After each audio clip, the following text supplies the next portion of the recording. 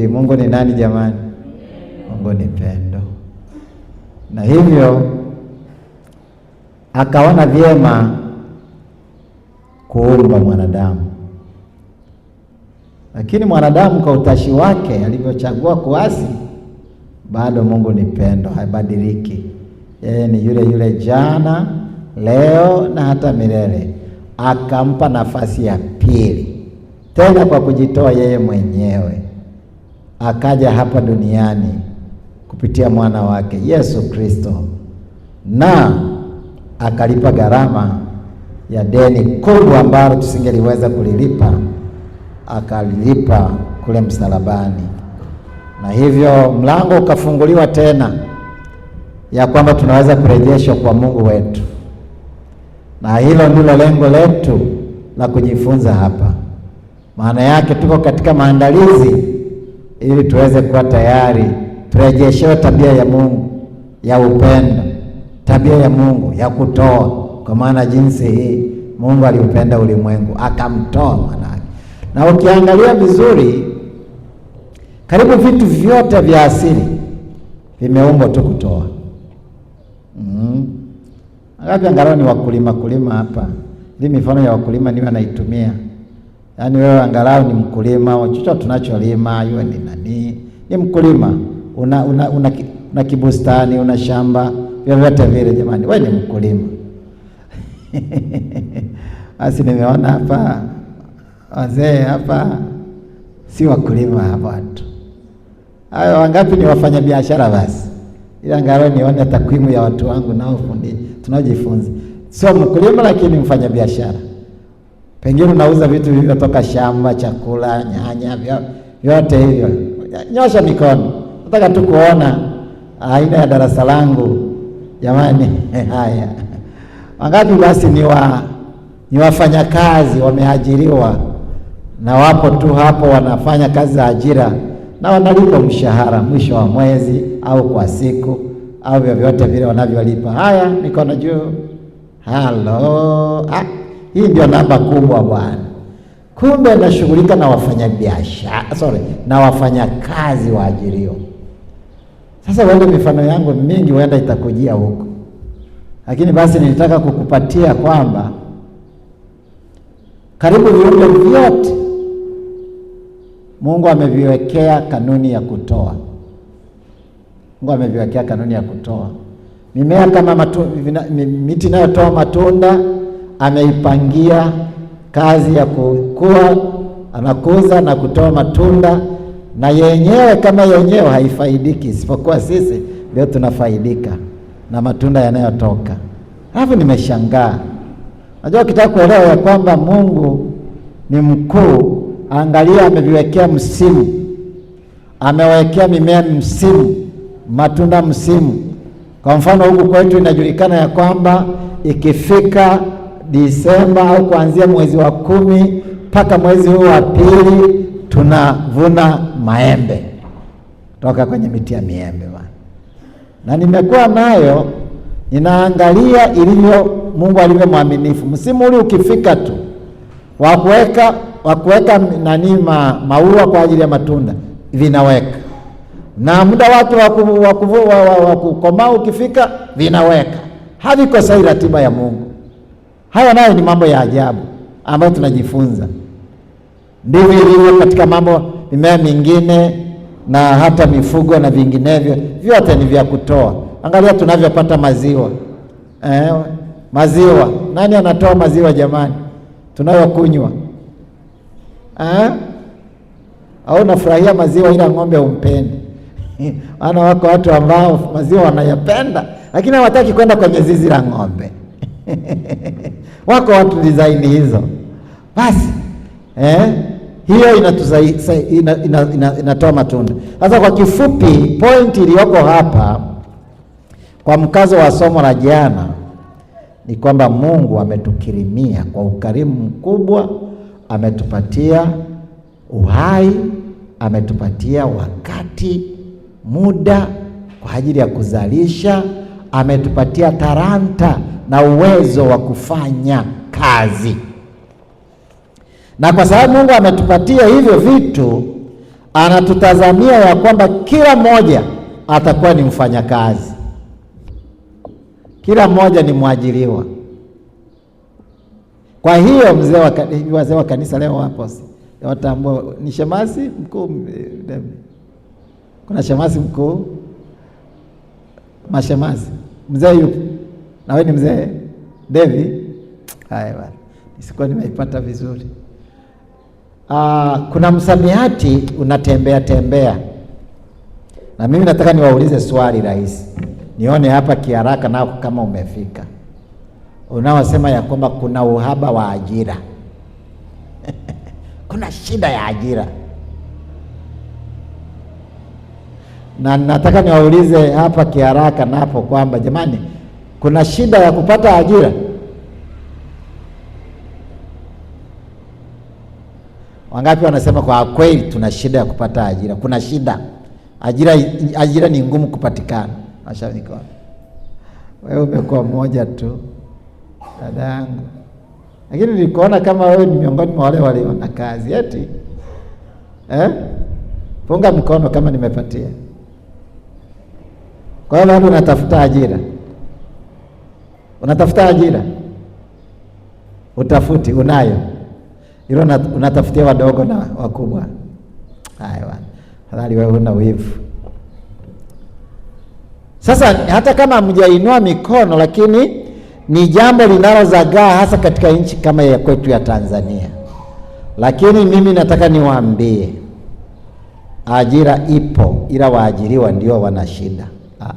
Hamjaelewa.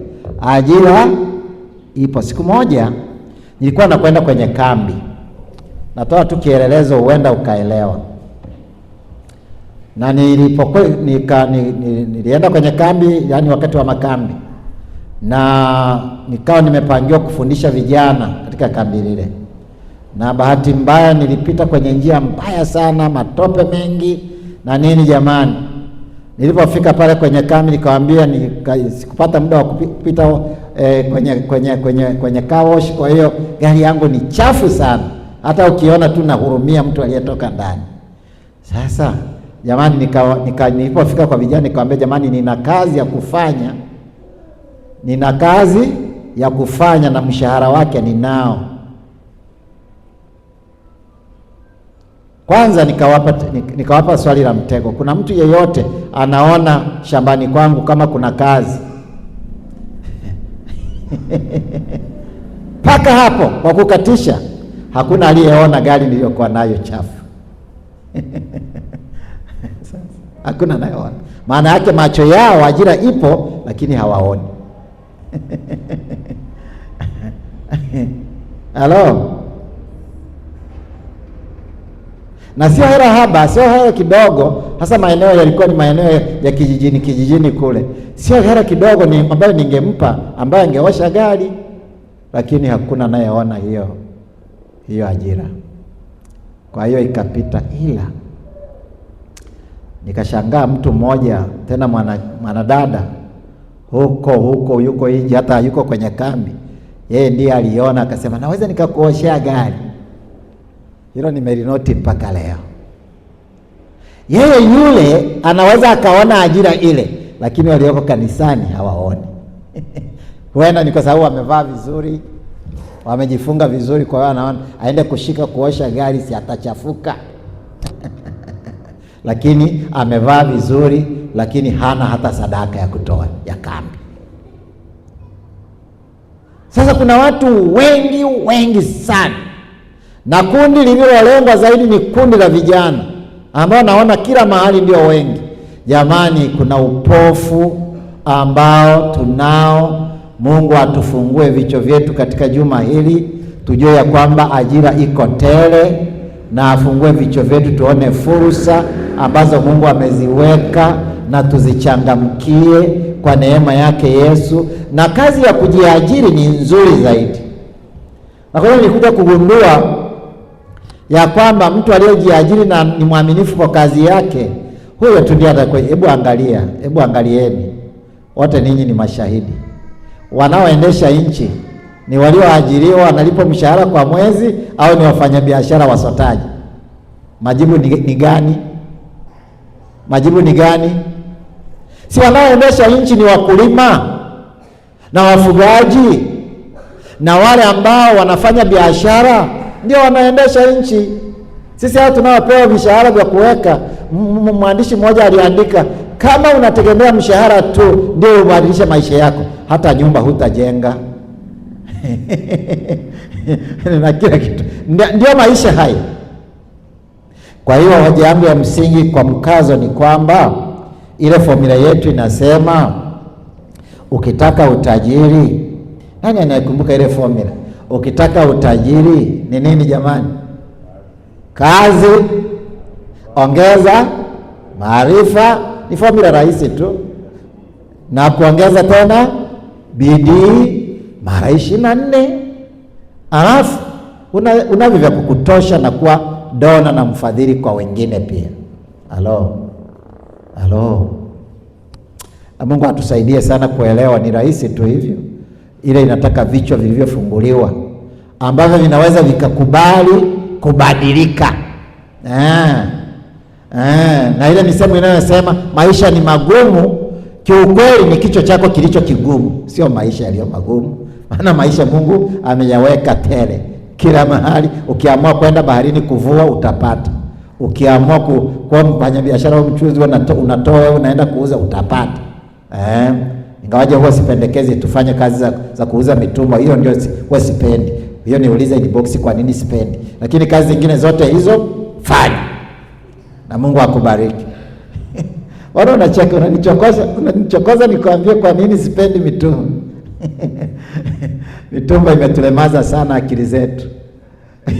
Akili zetu zimedumaa sana tangu mitumba ilipokuja. Tumekuwa wategemezi mno, mpaka tunanunua vile vingo vya ndani. Nimepitiwa hapo, lakini ambavyo wale wenzetu wakananii, alafu eti ndivyo tununue. Si hiyo na wewe unapaswa uikatae, usiende kuuza vitu kama hivyo. Lakini biashara nyingine yoyote inayoweza kukupatia fedha halali, fanya kwa neema yako, naongeza bidii, ili ukiwa na lengo takatifu.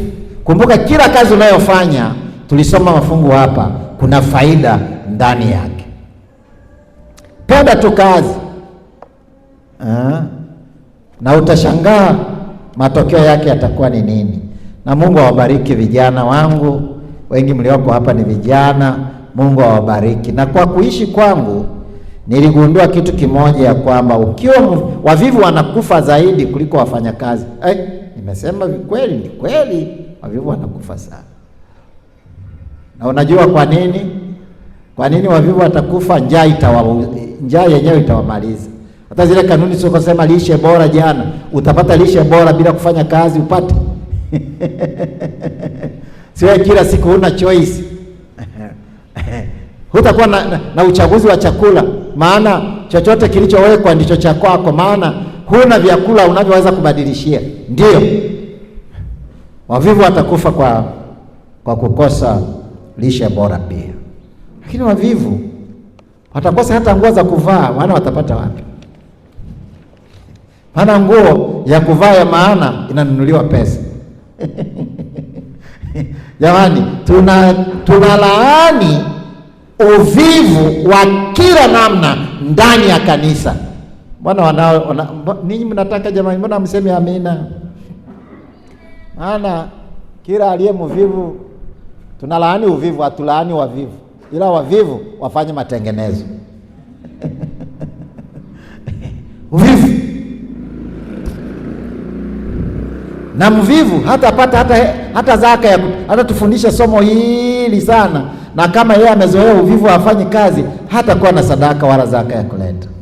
Na Mungu akusaidie ujue kwamba Mungu alikuumba ili ufanye kazi, na ndio maana amri yake inasema siku ikumbuke nini? Tunakariri baadhi ya mafungu, ikumbuke nini? Siku sita. Ile 24 inasimamia siku sita za kuwepangilia vizuri na kuzalisha na kufanya kazi siku sita kwa ratiba nzuri inayoweza kukuruhusu uzae matunda na uweze kuwa na kitu mkononi mwako kwa ajili ya Bwana na kwa ajili yako na jamii kwa ujumla. Mungu atusaidie.